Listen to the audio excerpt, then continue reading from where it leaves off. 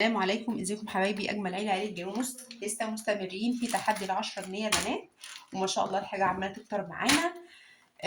التحدي اللي مش عارفه اول مره تشوفنا في القناه، هو 10 جنيه احنا بنجيب بيها حاجه كل يوم لشهر رمضان ان شاء الله باذن الله، هنعينها على جنب او خزين لشهر الخير ان شاء الله باذن الله. طيب انا النهارده جبت معاكم ايه؟ انا النهارده احنا دلوقتي لسه بجمع في بند المكرونات يا بنات. يعني انت لو كل يوم جبتي لك كيس مكرونه واحد على مدار 10 ايام هيكون عندك 10 اكياس مكرونه، وكده كده ال 10 جنيه بتطلع مصاريف عليكي غير لما بتطلعيها كده كام مره واحده.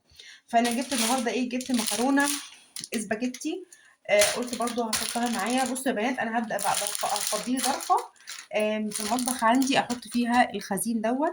ان شاء الله باذن الله هعمل لكم فيديو زي ما قلت لكم الفيديو اللي فات، هعمل لكم فيديو مجمع ايه اللي انا جمعته لحد دلوقتي. بس هخلص الاول بند المكرونات ان شاء الله باذن الله. لو انت اول مره تشوفيني اعملي لايك وشير وسبسكرايب للقناه، علشان كل حاجه تنزل على القناه يجيلك اشعار بيها. القناة بتاعتنا بتهتم بالميزانيات وبالأكلات الاقتصادية وبالتوفير.